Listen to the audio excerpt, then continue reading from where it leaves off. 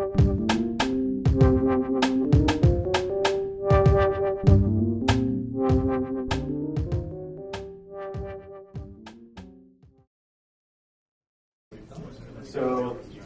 how's everyone doing? My name's Aaron Blake. I'm the CAM Applications Engineer for Applied. I've been with the company for about 3 years now.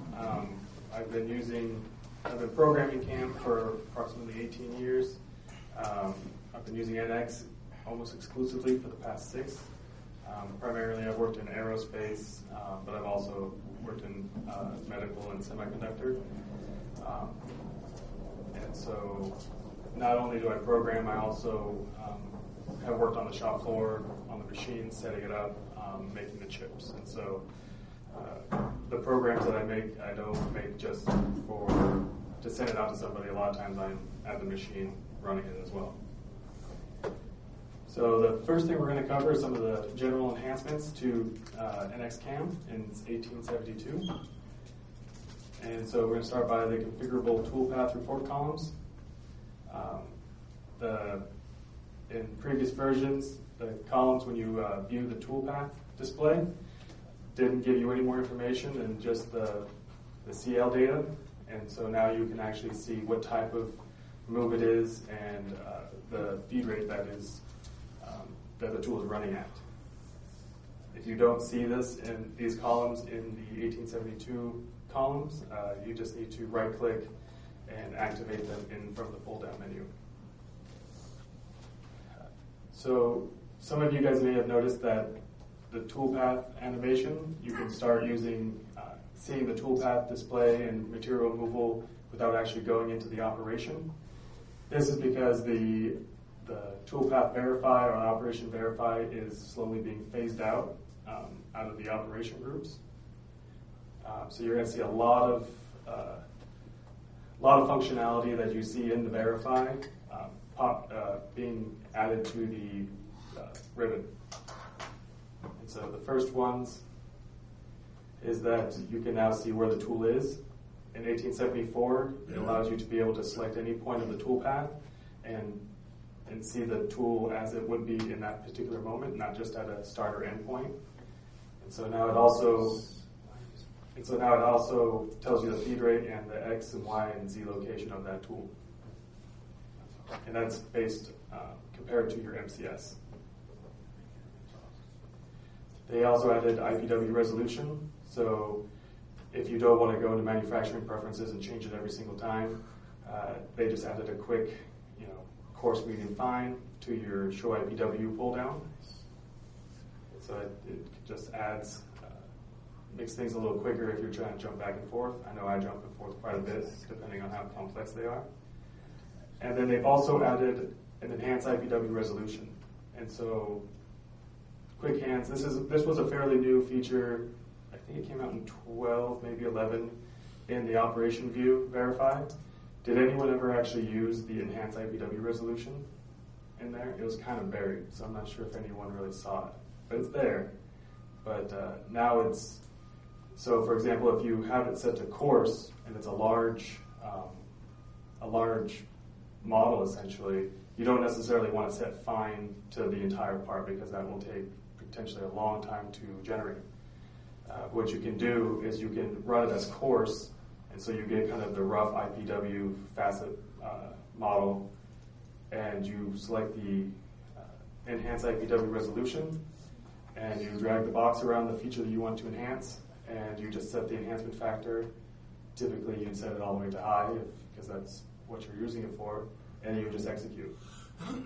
And then it will essentially change that specific point from whatever resolution it was at to as fine as you set it based on your factor.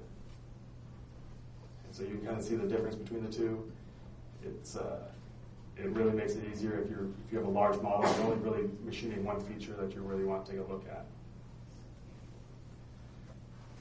So another step that they're making is adding more solid tooling capabilities. So currently, all material removal is based on the tool parameter, and they've actually done quite a bit of work with the turning modules with this, but they're slowly starting to add solid tooling capabilities to the milling side. And so now you can actually view, if you have a solid model for your tool, you can view the parameter and the solid tool body simultaneously, depending on what you want. This probably isn't going to be something a lot of people use right away, but it's good to be aware of because it's moving the tooling into the kind of realm of solid models. And so it's going to make it a lot easier in the future potentially to make those custom cutters that always seem to be required, especially if you're doing a profile or something like that. As I mentioned earlier, they are phasing out the verify toolpath inside of the operation. And so I wanted to kind of let you know, if you guys do open up your, for example, this is adaptive milling, if you open up your operation display and you no longer see that, the verify icon, you just need to go into customer defaults in manufacturing simulation visualization and make sure that your show verify is selected. If you no longer want to see it, then you would just uncheck it and it goes away. And so just be aware of that. If it's not going away yet, so just because it may not be visible, it's probably just because somebody changed that setting for you. And so now we're going to move into the milling enhancements that they've added. We're going to start by the trim and extend edges for guide curves. In the past, you would only be able to run your tool up to your guide curve, essentially. But now they're adding the ability to trim it back and then also extend it forward, so that way you don't end up with a mismatch or a step on radiuses that you're trying to cut. And so in the past, this would be essentially the toolpath you would have to live with, or you would extract geometry and extend it out. And the problem with that is it just goes right to the end. But if you are worried about a mismatch, you sometimes would want to trim that back a little bit. And so you can do that by using the lateral trim.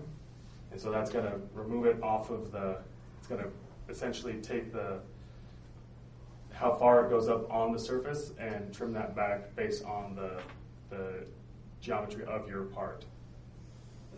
And then you have extend, which will extend it based on the direction of the surface. So if you're extending off of the surface,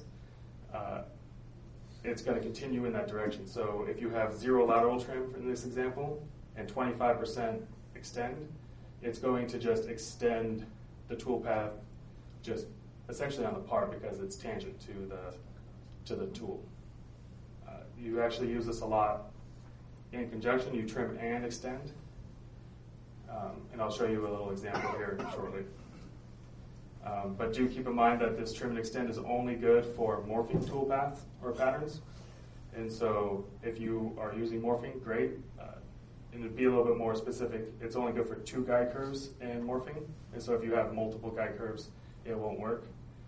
Because some morphing toolpaths you can get, you just follow that edge. But if you are using constant offset, it will not work. I'm not sure if they're going to be adding that functionality in the future, but for now, this is only valid for morphing. It's also not valid for racetrack. Into this.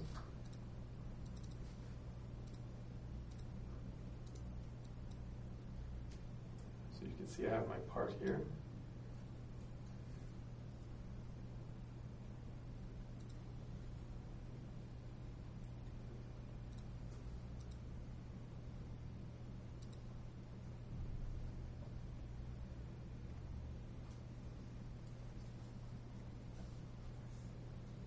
It's a little hard to see, but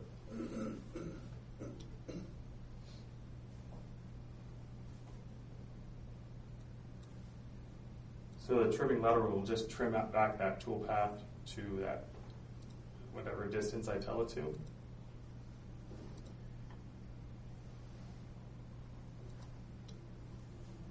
But it will stay in contact with that part. If you extend it out, it will just follow that that surface. In this case, it's tangential. So, but if you want to trim it back and extend it out, so that way you avoid having a step in there, but you don't leave excess material on the entire surface.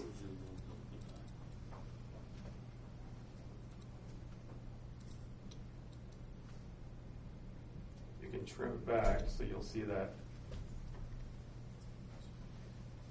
here it starts to lift up off of the surface because of the trim, and the extend will just continue the tool path based on its vector that it was currently on. Like I said, this is so that you can avoid having any kind of step overs when you're blending radiuses like that.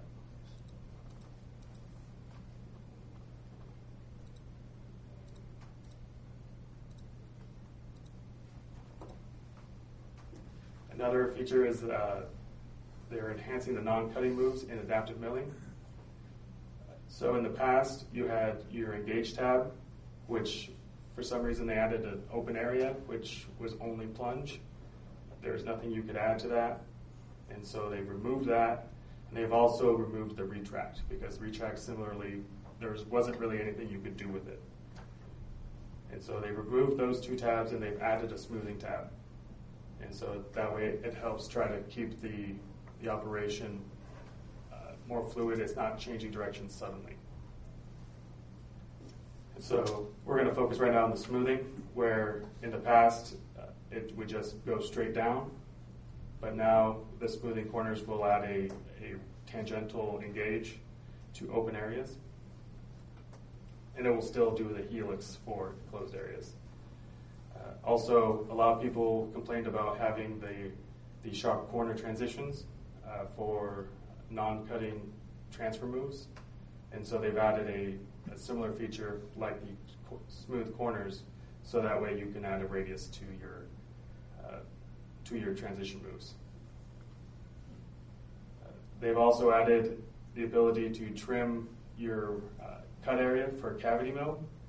And so in the past, if you would use trim, you would try to trim out your boundary or trim out like a pocket, the non-cutting moves, the engages, would ignore it. They'd go right through it. And so in the past, you would either have to live with it or you would have to create some sort of check geometry. And so the default one is just like how it's always been.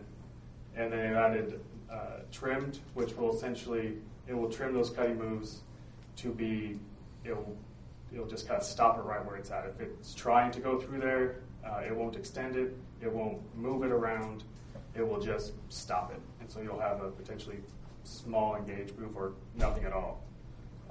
But then you have follow boundary now, where it will actually move that non-cutting move around that boundary, avoiding any kind of collision. It's a small addition, but I think it's important to add in there.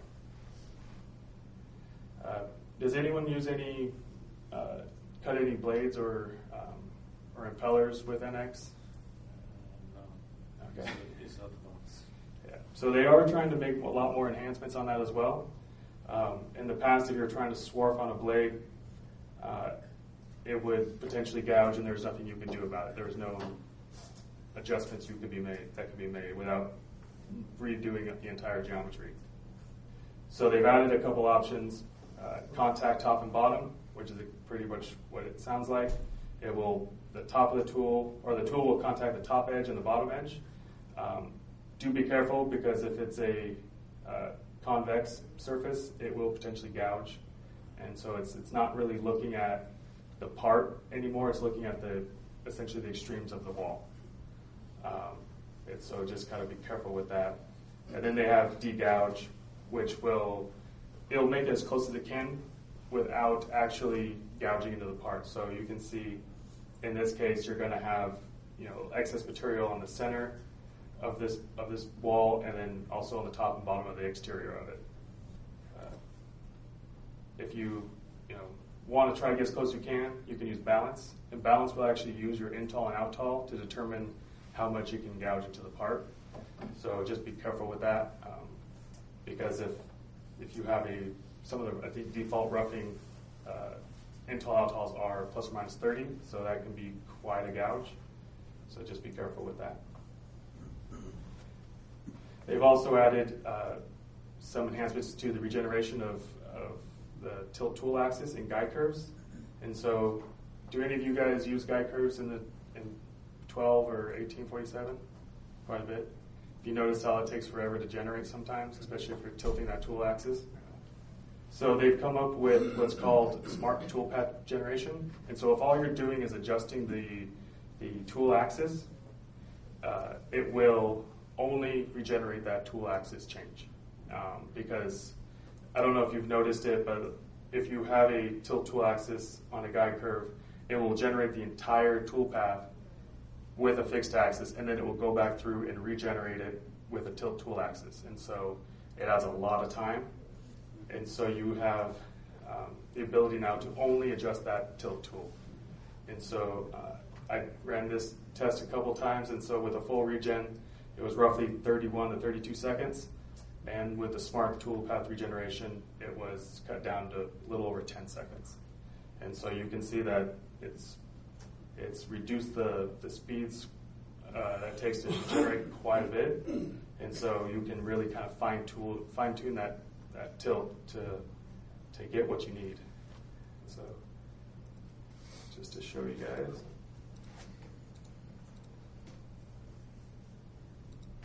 And if you guys are noticing that the tilt tool is regenerating incredibly slowly, like it's not acting like the smart generation is turned on, you would want to go into File, Manufacturing Preferences. And then under the Operations tab, they have the Toolpath Generation section. You want to make sure that Smart Regeneration is turned on. Otherwise, it's going to do exactly like it did in 1847 and previous. It's going to regen everything twice. Also, it might be good to have forced regeneration turned off. I believe that if forced generation is turned on, it will also try to regenerate the whole thing, although it doesn't quite take as long, so I'm not exactly sure where that cutoff is. When I was playing around with it, the forced generation turned on took about, I think, 25 seconds rather than the 30. So it must be still cutting something out, but make sure that forced regeneration is turned off as well.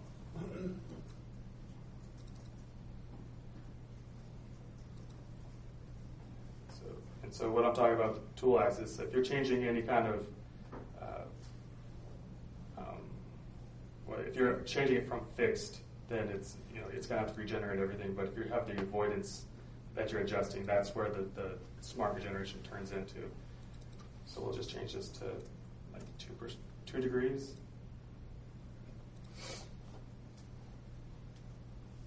It should do this relatively quickly. Except for it's a live demo, so it probably won't. So that quickly we had a full regeneration of this part. It takes about 10 seconds, and I don't know about you guys, but I'm programming these. Sometimes I have to get very close, and so I change that tool tilt quite a bit just to get the most optimal tool path, because sometimes that tilt is the difference of reaching everything and not. And so I used to have to regenerate a lot of it, and so sometimes I would even have 2 or 3 versions of NX going at the same time, trying different possibilities. And it takes forever. But with the smart regeneration, I don't have to do that anymore. I can just do it in one instance, and I don't have to worry about over-saving or making sure I save the correct version.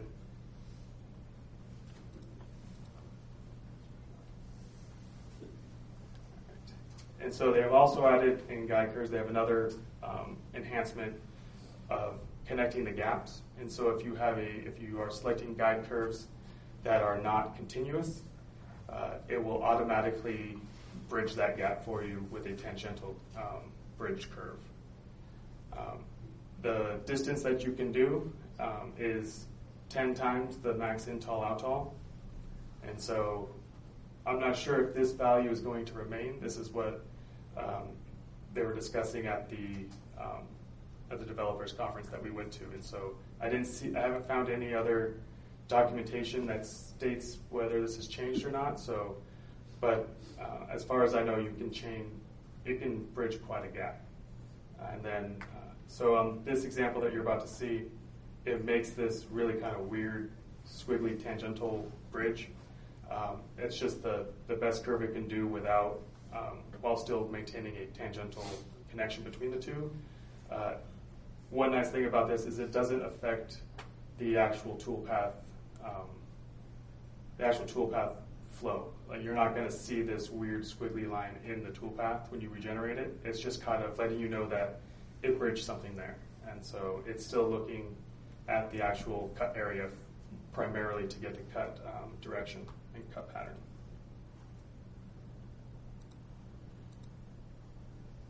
And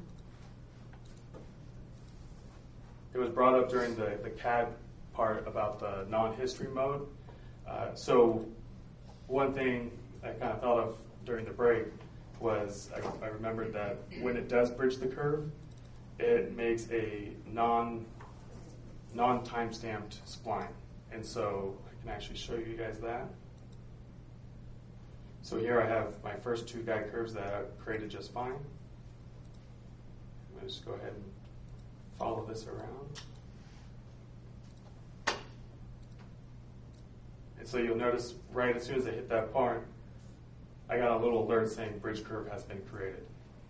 If you zoom in really close, it's not going to look tangential at this moment just because I'm zoomed in really far. If I updated my display, it would show tangential. I'm not going to do that right now because it takes a little bit. It's so far zoomed in that it'll take a while to generate.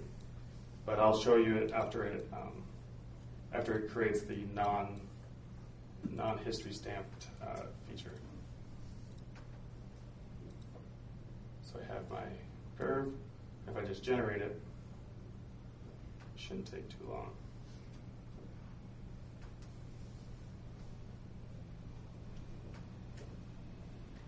So this was one of the original demo parts that Siemens gave out for the guide curves when it first came out in 1202. And it became pretty evident pretty quickly that at least my version, it looks like it was multiple versions, or all of them. But when I was trying to play with guide curves initially, I ran into that issue and there's nothing we could do about it. I essentially had to make a new surface and fix it, and so it took a lot of CAD to fix it. Just because there's no real simple way to do it. But you can see now it just bridged it. There was no issue. There's no really weird squiggle mark. But if we zoom in, it's still. So it creates that bridge curve in there. So if you do see it in there, it's just kind of a reference. If you delete it, it will remove it out of your operation, so just be careful about that. Most of the time, I just go ahead and hide it, and then you don't worry about it anymore. So you can see it takes quite a bit to regenerate the display. There was something I issued update display. Mm-hmm. We work with sheet bodies a lot. Mm-hmm. Update displays in 1872 does not work with sheet bodies. It doesn't. It doesn't. It only works with solid bodies. What I've found is what Siemens has told me. Sorry, I didn't call you this before. You and I had a relationship, but they had me go into view preferences, Mm-hmm. into accuracy, and then you have to switch from part view into view or something like that. Okay, yeah. So I can show you guys where that is real quick. But so here's the tangential spline. Like I said, you're probably not going to do much with it. It's just going to be in your part navigator under the non-timestamp geometry. And so a lot of times I just go ahead and hide that. Otherwise it looks like there's something just kind of hanging out there. So GTAC had you go to preferences, visualizations. They changed all this stuff up. Expand that. The accuracy. Advanced. Yeah. Part, change part To view? Yeah.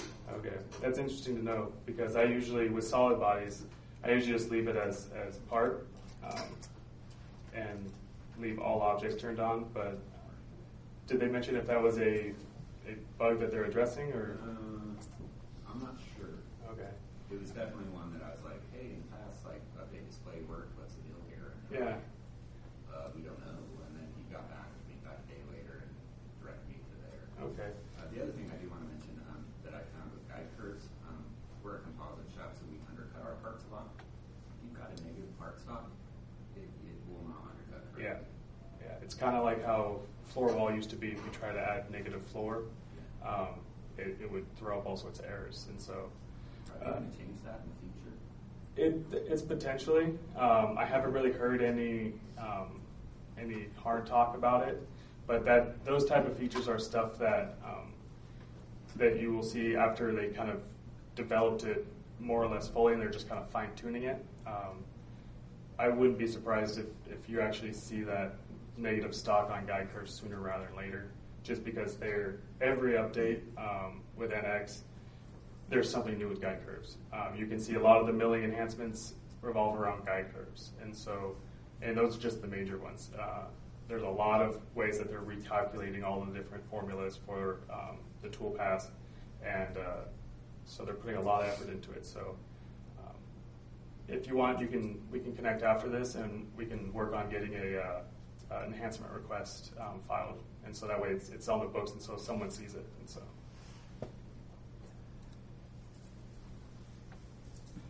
And so they've also, we're going to start moving into the integrated simulation and verification. So one of the things that, if you don't use it a lot, it may not seem like a big deal, but if you use simulation a lot, the panels in previous versions and the simulation environment, you could not move them, and it was incredibly frustrating. Because you wouldn't be able to see everything. You'd have a window that you didn't really care about that was oversized. But they've now fixed that in both the program manager and the execution view. And so primarily I used a lot in the execution view because I would want to make my program display as large as possible. And I didn't care about what stack they were doing or even what variables necessarily. I just kind of wanted to see what the toolpath was saying, making sure all the codes and everything were correctly. So so that's something that they have fixed in 72. Like I said, if you don't use simulation very much, it might seem rather small, but it came in handy a lot. Also, to try to enhance NX calculations, making sure that it doesn't slow down your workflow, they've started moving IPW collision checks into the background as a background process.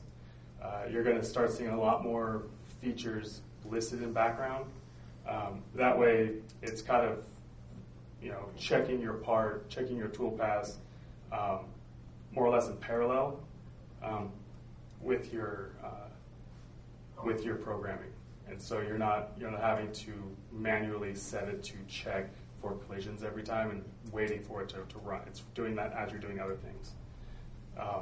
One thing you'll kind of see throughout some of the later demos is if you have it set up on a fine at a fine check. So what it does is it checks it looks at how far the tool travels, how much it's cutting, and it bases that, how often it checks the IPW on the length of that cut. And so if your tool is traveling 10 inches and you say check it every 11 inches, it's not going to check the IPW for that operation. But you just set that up in your preferences, and you can reduce that down there. You can also check it manually, and it will stick just as if it did it in the background. And so you can see that if you click on the NC program header, you will now see start, or if it's in the middle of running a background check, it will say stop background tasks. You only see it in the NC program header. And so if you are trying to right-click on like unused or your program file or an operation that it's actually checking, you're not going to see this. And so when I was first playing around with it, there was a lot of frustration trying to figure out where that was, but it's only in the NC program. And then you can see here the options you can change to either reduce the amount or increase the amount that it checks. Do keep in mind if you have it, you can set this to 0 and it checks everything. But what it's doing is it's making essentially a facet model in the background for every single operation. So if you have a lot of operations, your part file can get quite large. So that's why it's kind of set at a higher number. So just kind of keep that in mind. Now in 1972, you can also use composite IPWs. And so if you have a assembly that you machine, for example, the top section in one op, the bottom section in another op, and then you assemble it and then do final machining on the full assembly, you can now reference both of those initial op 1 and op 2 as your blank, and it will create a essentially merged IPW from those two. And so here's a little bit more of a explanation of it. And so setup 1, machine the top section, machine setup 2, machine the second section, and setup 3, your IPW is both of them combined. And you didn't have to make a separate model for it. You didn't need a separate assembly. You didn't have to machine both ops, both parts in the same part file. And so we'll kind of run through that real quick. So does anyone use the IPW, associative IPW functionality as your blank? Has anyone, it's been around for a while, but it's not the easiest to use. Okay. So we'll go into a little bit more detail on a later demo where I'll show you kind of an example of where you don't have it quite set up exactly how Siemens does it. And so in that case, it's just a matter of your particular place's workflow.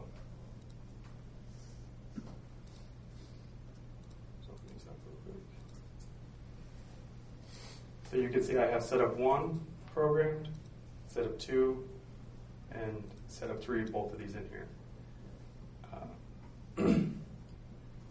The reason I opened up both of these is so when you're picking which part file you want to essentially link your IPW with or your blank with, if the part you're trying to link it to is already open inside NX, it's going to have it right there ready for you to select. Otherwise, you can just browse to whatever location it's located in and select it that way as well. So if you just go into edit your workpiece just like every other part and go into blank. What are the options here? A lot of people use geometry or bounding block. If you select IPW in process workpiece, you just can select the source. If you happen to have it in here, then you can select work part. But you can see here I have process setup 2 and process setup 1 right here, all ready to go. If these weren't already loaded, I could just go to browse and find it that way.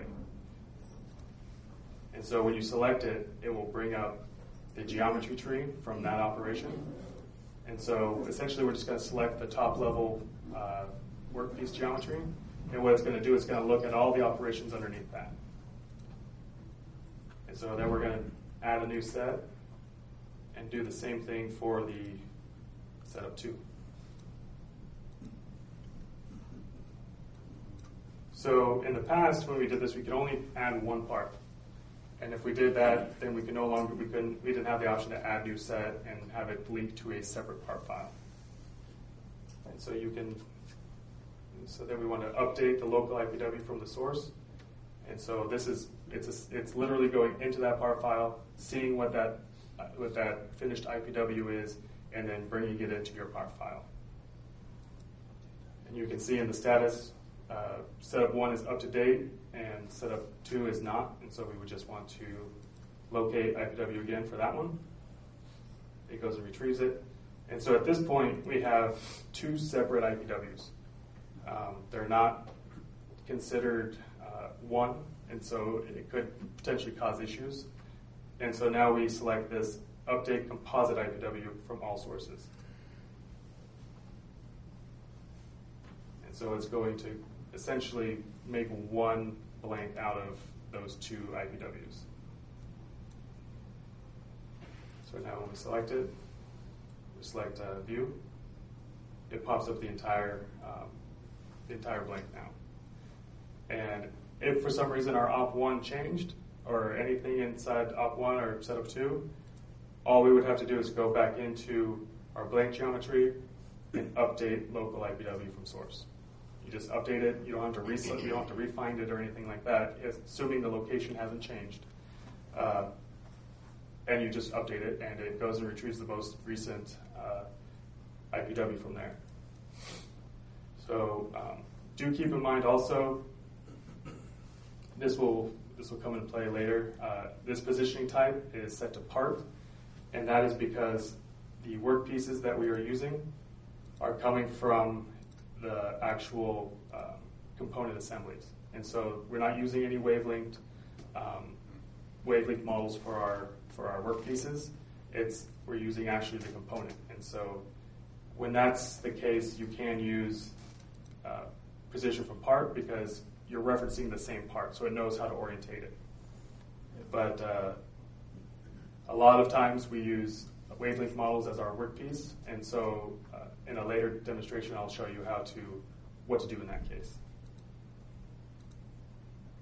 And so in this case, all we'd have to do is just regenerate our operations and we're good to go.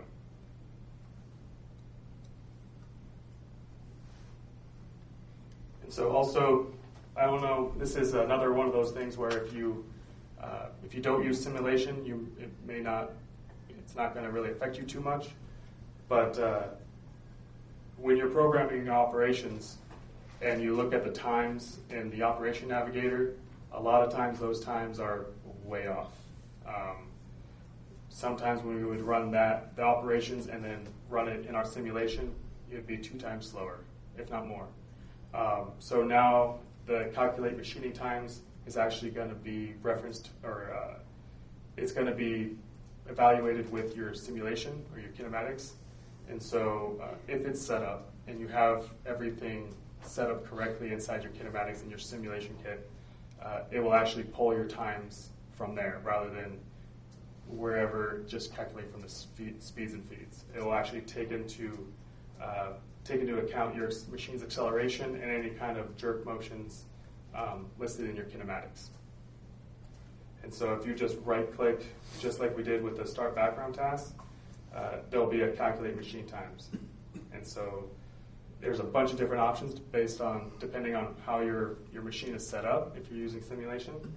And so you have total time, you have cutting time, secondary time. In most of the examples I looked at was essentially non-cutting transfer moves. They have a separate section for non-cutting transfer moves also if you're set up that way, if your machine has some sort of tool change time factored into there.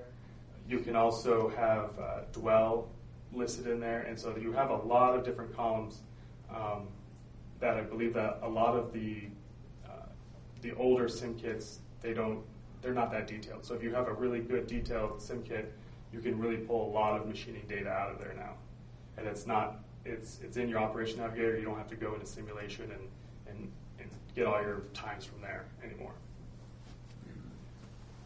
So they've also added some new feature-based machining updates. So now you can actually start creating tools based on the features. Currently, it's only good for stepped holes, and so pretty much step drills.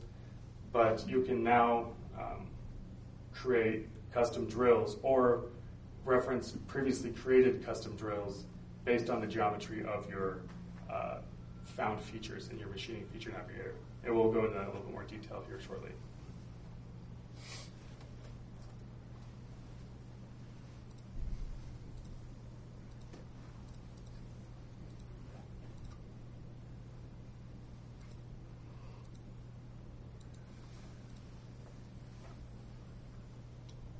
So here I have quite a bit of holes here, and each hole has a chamfer on the top, chamfer on the bottom, a counter bore, and then a couple more chamfers. And so you could potentially, if you have that feature, like if you have drawings for it, you may know exactly what it is. You can create a tool by hand very quickly, but you may not always know the exact dimensions of it.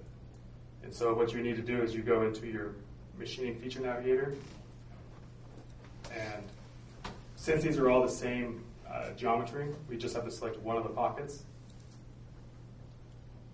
and then go down to Search, Create Tool. And so, like I said, if you have a extensive tool library with your tool already created in here, you would only have to search your tool right here. And so you would pretty much not care about this bottom create tool because you've already done it. But you can search for tools based on this. If we had particular features that we did or did not want to machine, for example, if we didn't want to do the top chamfer, we could just ignore it. And so you can see on the display, it omitted the top chamfer.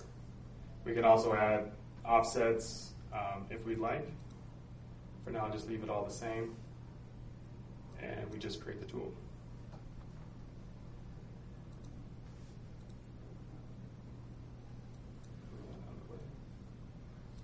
And so right now, I just created a tool based on that. And if we wanted to, we can extend the tool up, add a holder.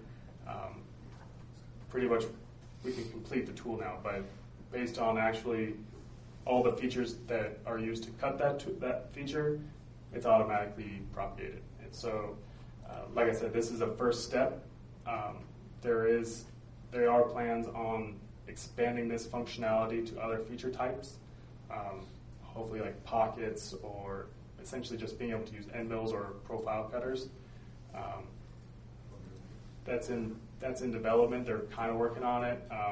There's no for sure release date on any kind of additional features on that, but it is something that they're working on. So keep an eye out on the forums or come back to another users group event and we'll discuss it if it's a new feature.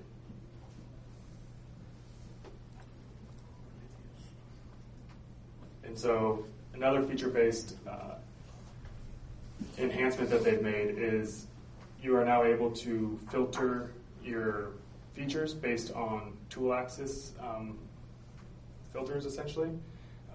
And so in the past, for example, if we only wanted to machine, the upper part of these upper holes, we would have to create a group with just those holes, and it may not be the most simple way to group them all together. And so, especially if this doesn't have a whole lot of holes in there, but if you have something with a ton of different holes or different angles that you just can't reach when you machine, you can now filter it. And so it's a new filter inside your MCS.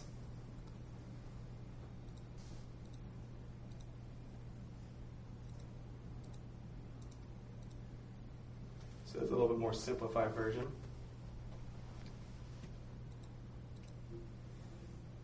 So I have different MCSs here strictly just to show different configurations of this. The first one is just every pocket, every hole feature machined. So it just finds all of them and machines them just like you would any other feature-based process. In this one, we only machine 90 degrees and up. And so the way that you get this is if you click on your MCS, you'll see that I have a use axis limits here. If you go back into your versions of NX right now and you look for this, you won't see it. What you need to do is go down, you right click on it, go to Object and Customize, and you'll now see a tool axis filter there. And so you can add that to your group. You can move it around to wherever you want. You can view, see what it's going to look like. And that's how you add this new filter functionality in there. It's not built into any out-of-the-box default settings for any MCS. It's not in, I thought for sure it would be in the multi-axis MCSs, but it's not. So you need to add it manually, either in your template or when you're ready to use it.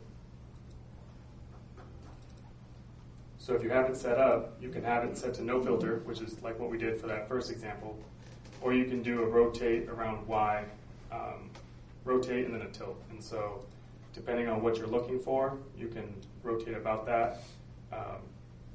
And so for this one, we just wanted to do 90-degree maximum tilt around Z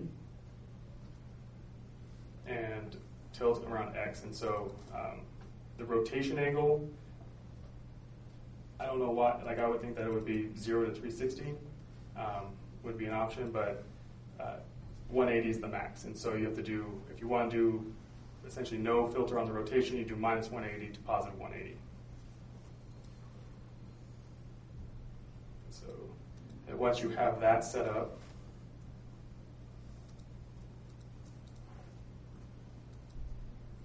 just meant to leave this. You have all your holes and your features here. So normally we would have to create we'd have to go through and unselect the ones that we didn't want. But now, because we have that filter in place, we can create a feature process.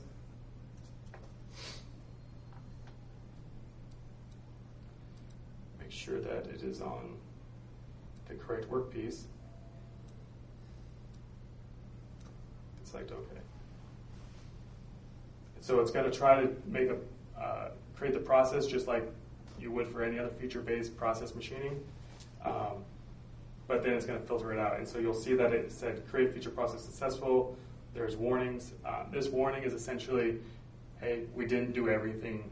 We didn't machine all the holes because some of them have filters applied. And so you can see was not able to do those features. But if you go into your geometry view, you'll see that it successfully machined the features that you had selected based on your filter. And so all you would have to do is just generate these. So like to create a custom step tool, this is it's like a first step, kind of dipping their toes into the water, depending on how customized your feature-based library is. You may be able to use this, for a lot of different features. And so, especially if you have any kind of limitations on, like a B-axis rotation, I think on our shop we have our B-axis is minus 10 to 90, and so or 110, and so we can use this filter to be able to only machine the features on surfaces that work. So that's all the kind of new stuff that's in 1872 that's released. And so all these new ones that are set as previews, these are stuff that aren't quite ready for everyday use. They're available if you set custom environment variables, and if you do see a feature here that you really want to try, and then you're okay with it, just being aware that it's not 100% there yet, so you got to be careful with them. We can, let me know, and I can help you try to set that up. Because these are available in 1872, but you have to activate them manually. And so the first one we're going to do is post-processing from non-consecutive operations. And so this is something where a lot of people, it's another one of those situations where a lot of people said they wanted to do it, because if you try to simulate just particular operations or a set of operations within a group, but it wasn't the entire group, it would throw out warnings, and it would force you to create a separate program group. And so it was kind of frustrating. You could work around it, but it wasn't ideal. And so we're not going to go through all of these, but the old ones, there were specific sections where it wouldn't let you do anything. Like you couldn't post multiple objects without all of them being in a program group. And so there was limits to what it would stop you. And so you still get warnings, pretty much Siemens telling you, you sure you want to do this? This may not be the most wise strategy because you're skipping over half of your program to do a finishing pass, but you are now able to, at least you can simulate it and post it. it's not, you just got to be careful about it. And so the next preview is called process patterning. And so this one's actually, I think, is pretty cool. It's a lot like creating an instance where you have multiple features. You don't really want to program every one of them. And so you essentially program one, and a lot of times in the past you would have to make an instance and copy. And so you would just kind of do that. It would create a whole new operation for it, but they would be associative. So if you changed anything, you would only have to do the first one, and then those changes will be propagated through all the instances that are linked to it. Now they're coming with process patterning, and so it's a lot like that, except for it doesn't create all new operations. All the operations are contained within the single operation. And so the reason behind this is, or their kind of thinking behind it is, a lot of it's the operations. If you make an instance of, something that has a lot of different features on there, you could have tons of operations, which could take a lot of time to create an IPW or a facet or even post it if it's a high enough quantity.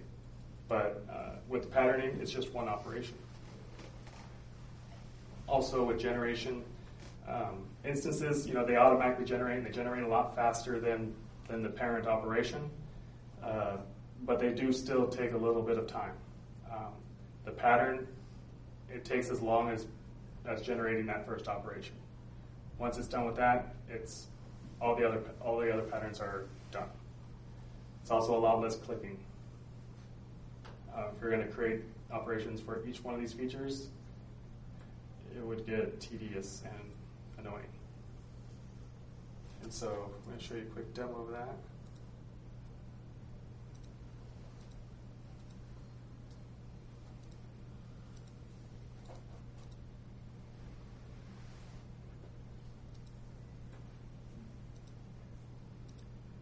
So here you can see I have this operation already programmed in there. And so the way to activate this, all of the operations, at least in its current iteration right now, like I said, this is a preview, so when it's finally released, it may look slightly different than this. But at the moment, if you want to activate it, you would right-click and go to Object. Is it Object? Sorry, you double-click on it. And your program group will now have a process pattern. And so you would just select which pattern you'd want to select it to. And so I'll cover the pattern here in a second. And then, so when you click on it still, it's only one. But now if you right-click, go to,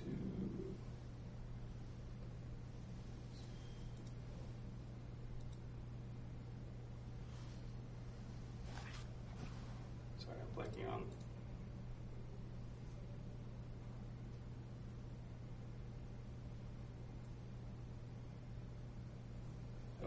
So it's toolpath display pattern. And it will show you all of the patterns that you have. And so, like I said, this is in preview, so it, where things are actually located might move around slightly.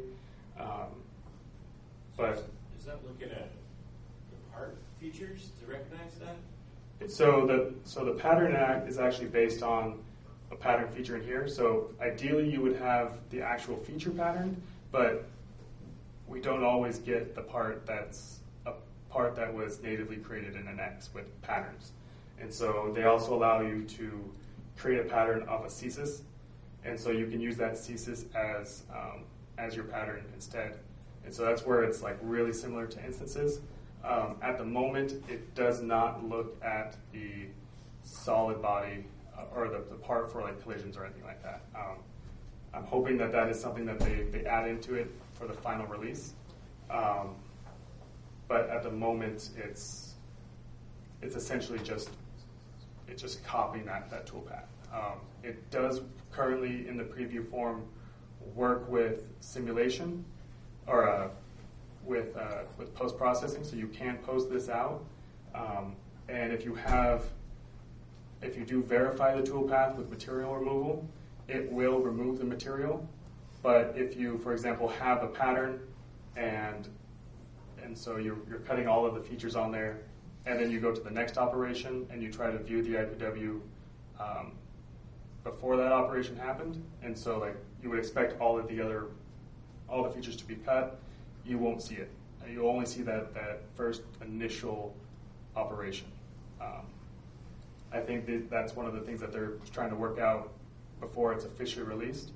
But I think it has the potential of being quite powerful. I know I've heard a lot of customers talk about instances, just the sheer amount of them sometimes, and I've seen programs with 300-400 instances for one feature. That was just to rough it, and then you've got to like semi-finish it and finish it, and then plus what other operations it takes to finish that feature. So it's really going to drastically cut down the amount of tool paths in your operation. About pattern by the tools. What's that? By the tools. By the tools? Yes. Yeah. Patterning by the tool, I think is what he's trying to say. Oh, based on per cutter and stuff like that? Yes, the tool need to go, half-inch tool going in 15 parts, 750 going 15 parts, only by the tool. That might be possible. I'm not sure. I have to play around with that a little bit more. But and so the next feature is you're now able to measure the IPW. And so in the past, if you were measuring if you're bringing your cutter in and you weren't quite sure how close you were to the in-process workpiece or the carrier, you would either have to create a dummy model or you just kind of eyeball it. And so this is currently, like I said, in preview. It is currently in preview. The facet model, it doesn't work with like vectors. So if you're trying to get what 1202, like pre-1202 would be like project measurement or project distance, it doesn't work like that. It's just you select a point on that IPW and it will just kind of tell you wherever you're selected on that IPW to whatever else you're measuring, whether it be a solid body. Air clearance. Yeah, and so, and if you're trying to measure, so like right here you can see that it's measuring one face of the IPW to the outer face. It's not going to give you that perpendicular distance. It's going to give you the actual linear distance at that angle. And so, like I said, hopefully this is something that is addressed when it's officially released, but that is one of the limitations. But I think it's quite handy when you're trying to see how close you are to things, especially for initial carrier removals. And so, as we were discussing earlier with the background processes that they've kind of been adding with the collision checks, gouge check is another one that they're adding in there. And so,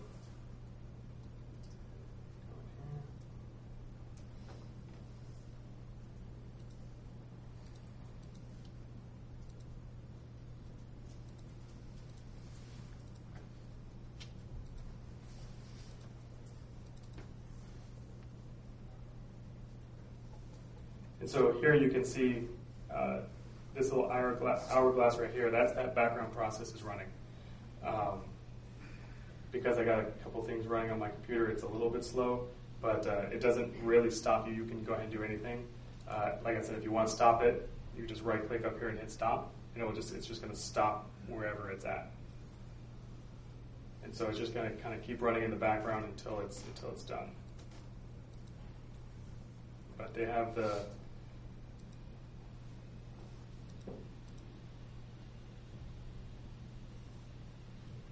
background generations right there.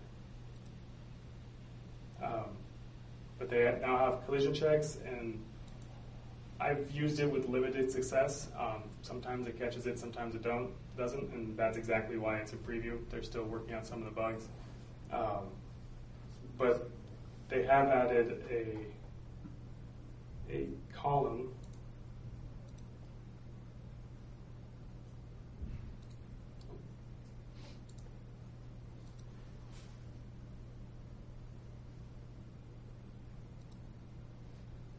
for gouge check.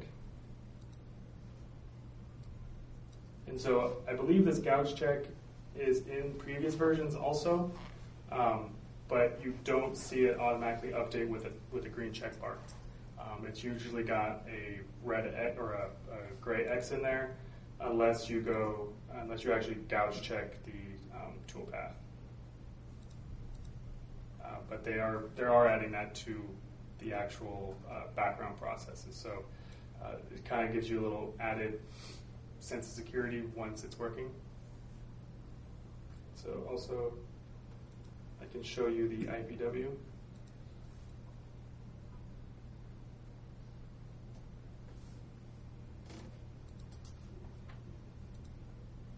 So right now, I find it works best if you use point. And so you can see my highlight is in process workpiece.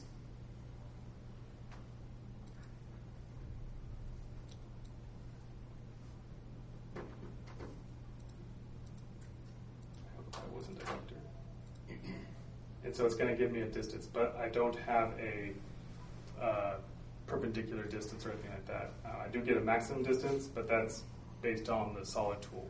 It's not based on the facet.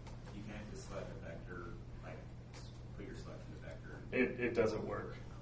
So if I select that, nothing changes. And so I'm hoping that is one of the things that when it's been officially released, it works. But that is one of the limitations to the Measure IPW. Better than what it was, but still not quite there yet. And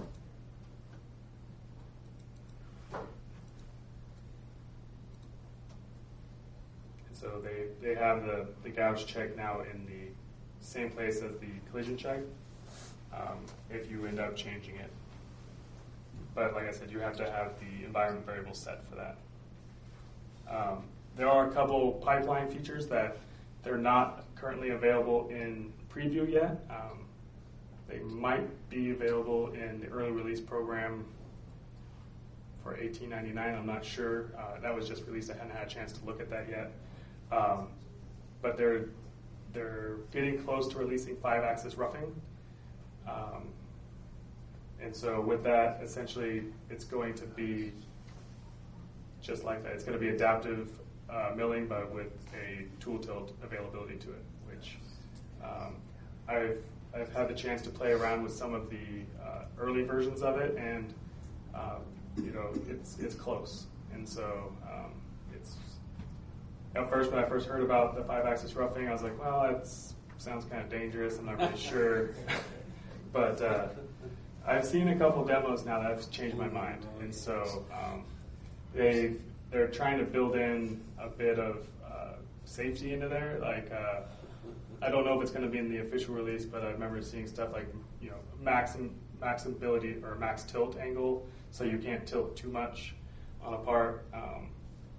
But it is, I believe they're saying they're hoping for a preview in $18.99, but we'll see.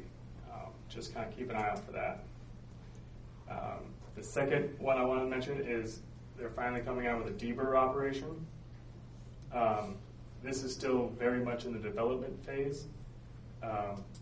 They're hoping for a preview in $18.99, but they weren't able to give any kind of definite answer. I think you're more likely to see the 5-axis roughing before you see the deburr, but who knows? The fact that I said that probably is going to mean that it switches. But the first generation of the deburr operation is going to be available for 2D chamfers only, and only on surfaces that are modeled with a chamfer.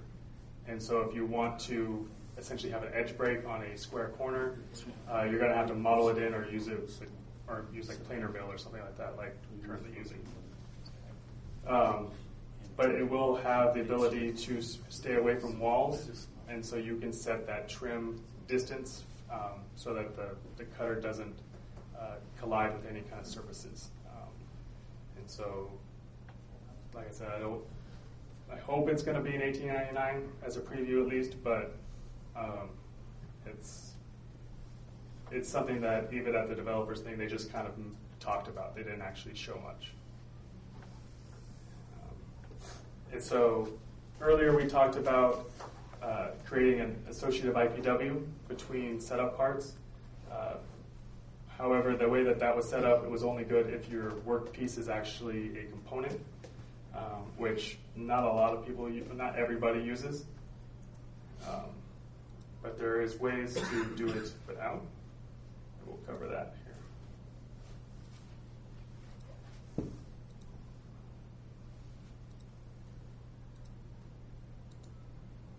So I'm going to open up our two operations.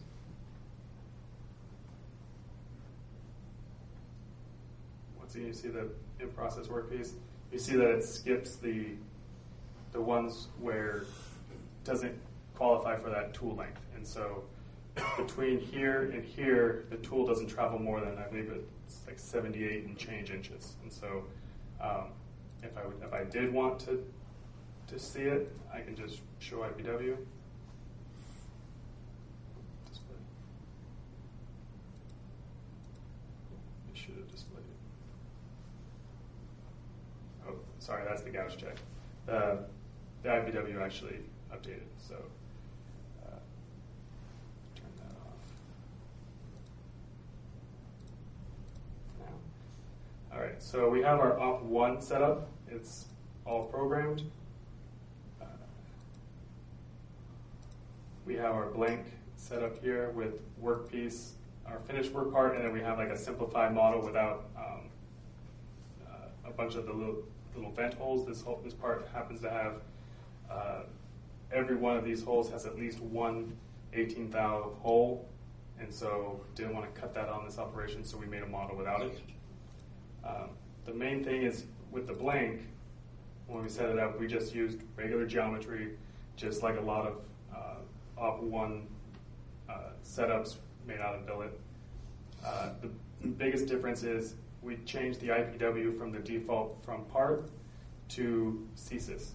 And so pretty much what that is essentially establishing an anchor / orientation for the IPW in relationship to the part. And so if you're using the part, then it knows how to orientate it automatically. But if you don't have that ability, if you're using wavelength models, you can select CSIS, and it can be a CSIS in your setup file. It can be a CSIS from your workpiece component. It just has to be orientated the same way in ops 1 and 2 in relationship to the part. And so you can see here, this is my CSIS right here. Z is pointing down. And so in this case, the example I used, my CSIS is actually the CSIS in the part component, in the finished part. And so that way I know that it's going to be orientated the same way in every setup file that I have that uses this part. So once that's set up, then you can just continue programming just like you would any other operation. And then when you start setup 2, show our part. If you don't see your CSIS and you know it's in there, you can change your reference set. So mine's set to entire part. And then so in the blank,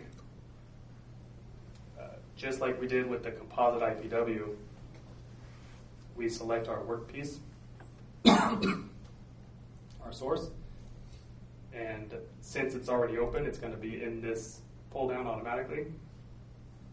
If it wasn't in that pull down, if it wasn't open, you would just simply browse to it. So at this point, we could select no vent or workpiece, but best practice would be to select the most the most parent level geometry group, because then it's going to look at everything underneath, all the child geometry, all the child operations, and it's going to give you the most up-to-date and accurate IPW. So we'll select that, and then positioning type. Excuse me. Once again, change it from part to CSIS.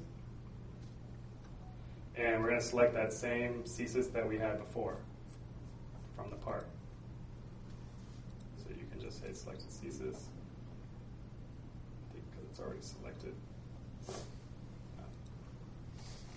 And then,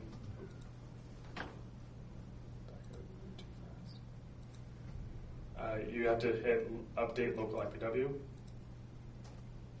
And like they did before, it's going to go through and it's going to find the IPW from the previous part. What's nice about this is if there's a rev change or you add stock to your previous, your op1 or anything like that, you don't have to go through and create a new model or anything like that. You would just go back into your blank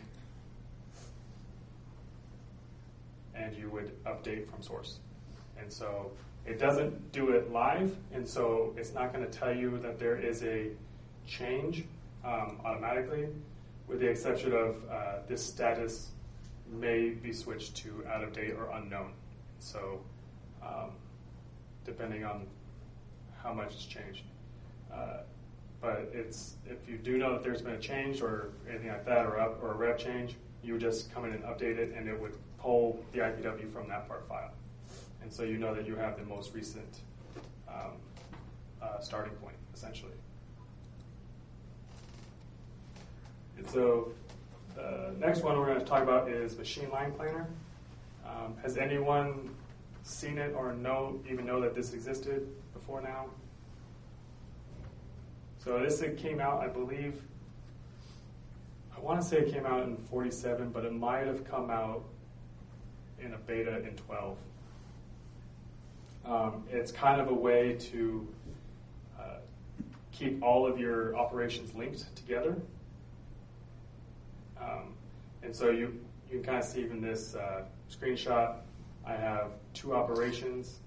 I have op1 and I have op2 for this part, and I have I can see all the information between the two setup files. So this is actually something that one of my projects, I'm kind of going through and evaluating it, seeing what it can and can't do, because it's still fairly new.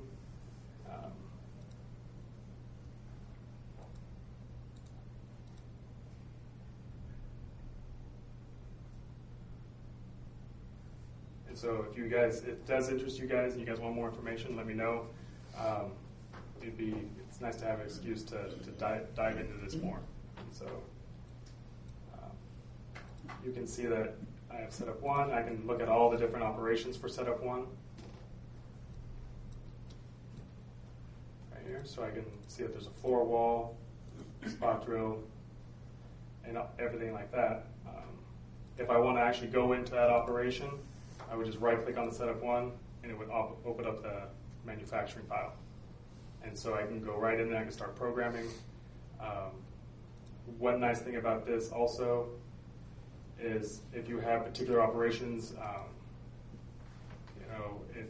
that you, for example, want to do, you want to switch the orientation on it, you can drag different operations into different setups. And so it's going to essentially move it around. Because this one is kind of it's a different orientation, this probably won't work, but it is kind of nice to have that ability, especially if you have a roughing and a finishing operation in this same orientation, but there's separated by different setups. You can essentially copy and paste your old operation into your roughing operation into your finishing, and just change the material, the remaining stock, and so you would just essentially copy it and generate it. It's also nice because you can kind of see a whole link between the different operations. You can see what machines are in different operations. You can change it. It's kind of a nice, maybe not as high as a 10,000-foot view of your process, but it's a nice elevated view, so you can kind of see what's going on. This is a pretty basic example of a 2-op fixture, but if you're doing multiple operations, this might be something useful to kind of keep track of everything, make sure that everything is being machined correctly. All right. So that kind of wraps up most of the demos and topics. But one more thing I kind of want to talk about is one thing that we do at Applied is we go and help companies boost their efficiency. And so typically, this is a little bit different for every company, but typically we split up into 3 phases. Phase 1 is typically, figuring out what you guys are doing. What's working, what's not working. What usually, if we're called, it's because, they feel like it's something could be better.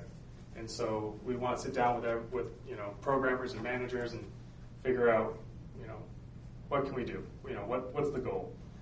And then typically we spend a day or 2 days just getting to know the process and the project. And then we come up with recommendations.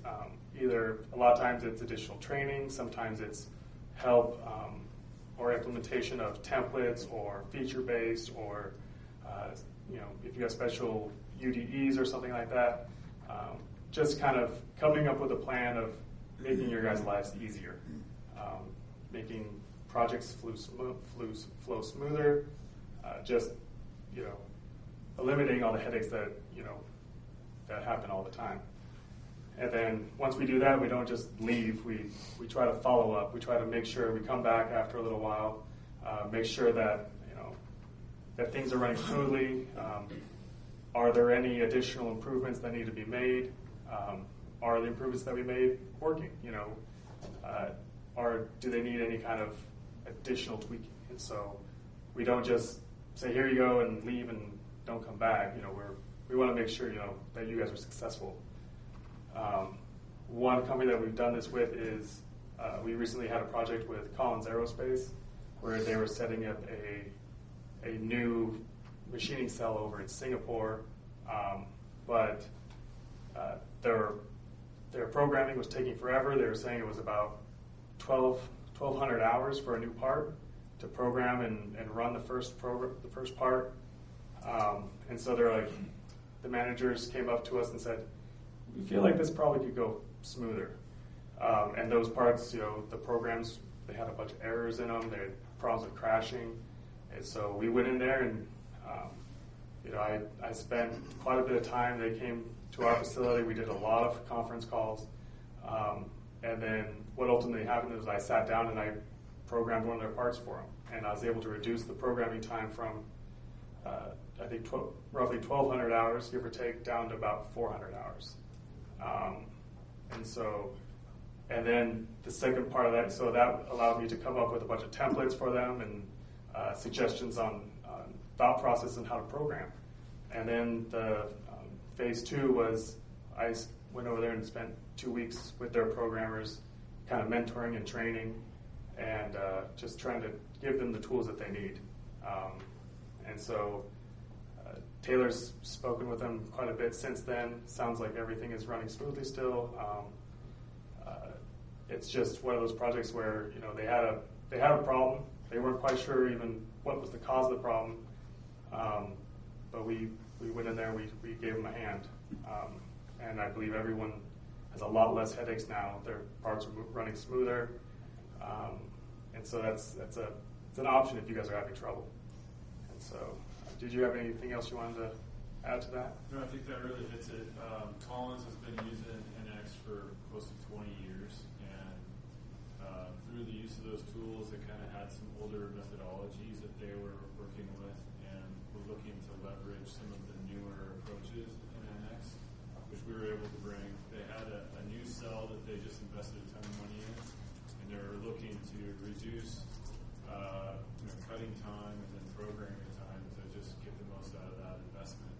And so Aaron and I worked with these guys for probably 3 or 4 months, spent some time in Singapore, and they are letting us use their name now in marketing efforts and talking about the work that we did there because they felt like it was so valuable. And we literally checked all the boxes. So we can definitely do that for other companies. We've done that at a lot of places. Collins is just one. So we've been able to take a lot of different approaches that we see at different areas and then kind of combine those to come up with a streamlined approach. So if you ever have any interest or want to talk about that, we're open. And then just one of the last final things is, if you want any more information on anything that I've talked about up here, or you just have a completely random other question, feel free to send me an email. If you are Applied CX customers, CAM support and CAT support are available for every maintenance customer of ours. So essentially, if you guys run into any roadblocks or just not quite sure how to proceed or something's just not working right, you let us know and we're there to help you guys. And so, we typically try to respond, as quick as we can. We say, I think, 2 hours, right? But typically it's a lot less than that. As long as you're not emailing us at midnight or something like that. Business hours, more or less. So we are one of the only bars in the country that have a machine shop ourselves, right? So we actually are using the tools to program parts. We have DMU 50, 4-axis Mighty Viper. We have a CMM. So we're using NX and really leveraging the tools. And so if you guys have technical questions, we're able to respond back to you really quickly. It's our priority to do so. We also do have some shop docs. Yep, I was going to bring that up. Okay. And so because we're a shop, we kind of have we made our own kind of custom shop docs and work instructions. And so it's kind of the perks of, if you are a customer of ours and this is something that you guys want, I'll show you here right now. Just let us know. We'll send you the files. And then if there's something you guys want tweaked in there, we can help you out depending on what you guys want changed. If you guys aren't customers of ours, let Taylor know, and you guys probably work something out.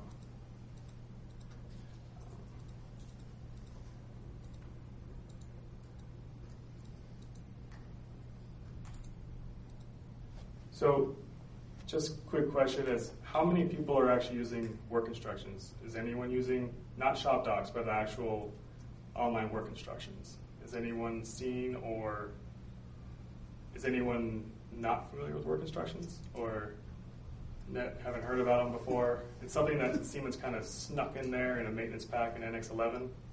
And to be honest, I didn't even know about it existed until I was in a completely separate class, and I was just talking with the Siemens instructor, and he just happened to mention it, and I was like, wait, what? Mm-hmm. And but so Siemens has the shop docs, which we have a version of that as well available if you guys would like. Unfortunately, I believe this version only has a tool list. So we have a tool list that we created. It's different than the standard out-of-the-box tool list. It's probably needs a little bit of tweaking, but it has a lot more information than your standard tool list, and so we can add a lot more into that. We can clean it up for you. So here's another example of it. It automatically trims it out for you, fixes all the rounding errors. But then one of the other things that we have that we've recently worked on is the work instructions. And so work instructions work almost like a UDE or a start event, or also a separate operation. There's 2 different ways you can create a work instruction. So I'm going to quickly create a work instruction for this individual operation. And so I'm going to go down to work instructions, author. And so one of the biggest complaints about shop docs is if you do a out-of-the-box operation list, you are stuck with one view of the part. And so, and a lot of times that view isn't exactly ideal for every operation.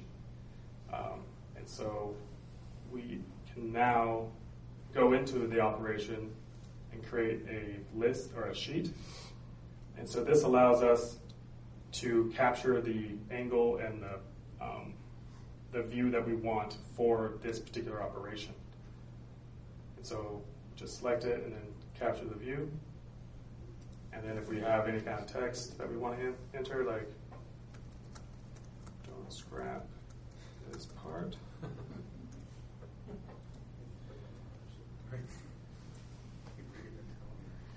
And so it will pop up an operation list for this. And so and you can add this to as many operations as you'd like. So go back to columns.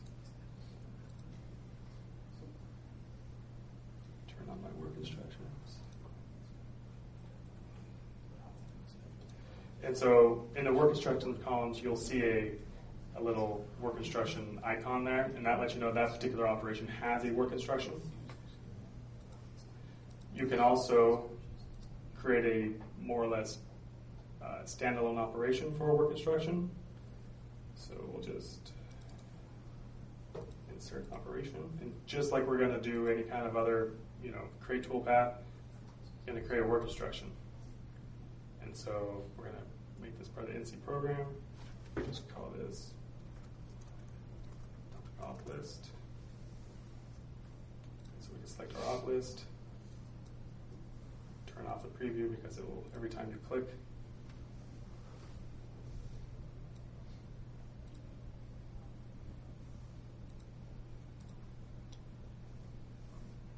just go ahead and capture that view.